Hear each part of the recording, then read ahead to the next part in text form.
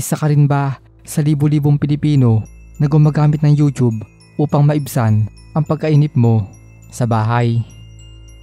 Ginagamit mo rin ba ang application na to sa tuwing manunuyo ka ng batang ayaw tumigil sa kakaiyak hanggat hindi mo tinatapatan ng paborito nilang palabas sa YouTube tulad ng Cocomelon o Lolo Kids? Naging bahagi na ng ating pang-araw-araw na gawain ang magtungo sa application na to upang libangin ang ating sarili sa mga nakakatuwa at nakakaaliw na mga videos. Pero kaibigan, alam nyo ba na ang YouTube ay merong itinatagong bahagi kung saan imbis na malibang ka sa mga panood mo ay takot at panlulumo lang ang iyong mararamdaman. Halina't sama-sama nating alamin kung paano nga ba natin ito matatagpuan at ano-ano ang mga videos ang nilalaman nila. Totoo kaya ang mga to o isa lamang misteryo?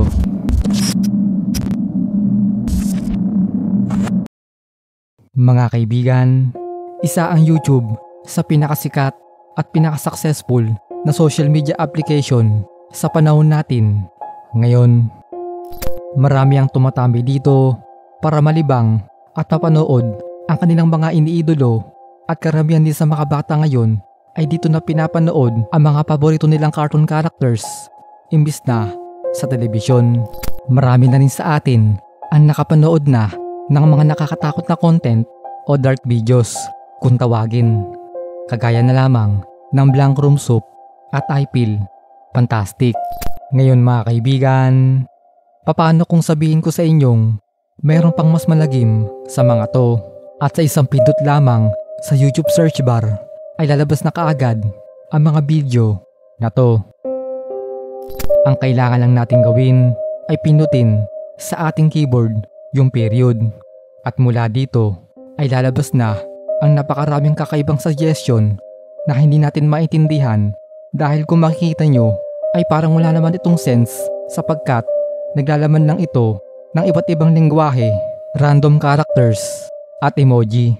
Hindi pa dyan natapos, dahil kapag pumindot ka ng isa sa mga to ay lalabas na ang napakaraming video suggestion na kung saan naglalaman ng mga disturbing na content. Kapag sinabi nating disturbing ay makakapanood ka ng mga video kagaya nito.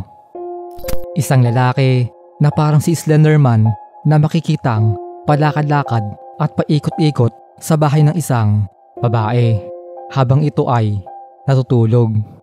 Yung ibang video naman ay mga nakakatakot na animation na hindi dapat mapanood ng mga bata, lalo na yung mga musmos pa lamang.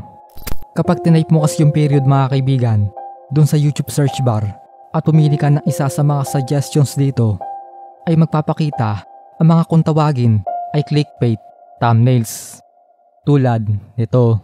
Pero pag pinindot na natin yung video ay magugulat na lang tayo dahil isa lang pala itong meme. Ngayon mga kaibigan, kung nagtataka kayo kung bakit hindi nabubura sa YouTube ang mga ganitong klaseng mga video, yan ay dahil nagkakaroon ng konting problema ang system breakdown sa YouTube algorithm. Para mas maintindihan yung mabuti ay halimbawa na lang kapag nagtype tayo ng mga salita dun sa search bar kagaya ng scary creepy videos at kinilik yung enter, ay lalabas na dito yung mga video na konektado sa tatlong salitang tinype natin, which is scary creepy videos. At mga kaibigan, napakaganda ng ginawa ng YouTube na to at malaking tulong sa mga content creators gaya ko, dahil may iwasan namin ang tinatawag na copyright na nakabase sa content ID, title, thumbnail at tags.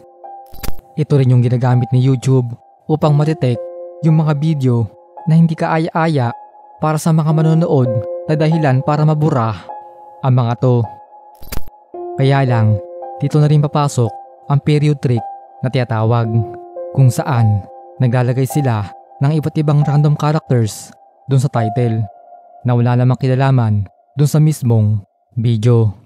Kaya hindi ito dumadaan sa auto-check system ni YouTube, na dahilan upang hindi mabura ang mga video na to kahit na sila ay very dark at disturbing. May mga nagsasabi pa nga na nakapadood na sila ng talagang pinapatay na tao dito sa YouTube at ang paraan lang para mabura ito ay ang i-report yung video.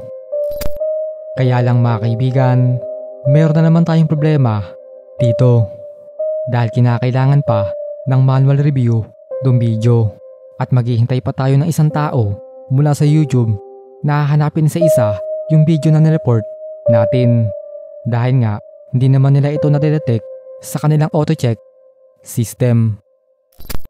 Malamang sa malamang ay ngayon mo lang narinig at nalaman ang tungkol dito gaya ko. Pero kung makikita natin ay napakatagal na problema na pala nito sa YouTube dahil may mga videos na na-upload ilang taon na ang nakalipas at ginagamit nila ang period trick na ito para sa mabilis na views. Ang ipinangamba ko lang mga kaibigan nung una kong malaman ang topic na to ay yung safety ng mga bata na nanonood dito sa YouTube. Isipin mo na lang ay ibinigay mo yung cellphone mo sa anak o pamangkin mong 3 years old pa lang para ito ay tumigil sa kakaiyak at dahil bata lang sila ay kung ano-ano na lang ang pipindutin ng mga to na dahilan upang magkaroon ng malaking tsansang papanood nila ang mga video na to. Ako personally mga kaibigan ay hindi ko na kayo inaanyayahan pang panoorin ang mga to dahil nung ako mismo ang nakakita ay talagang nagulat ako sa mga nakita kong hindi kaaya-aya na kapag dinagdagan mo pa ang period na iyong ilalagay ay dadalhin ka lang neto sa mas malala pang mga video na naglalaman ng tunay na pagpatay, aksidente at terorismo.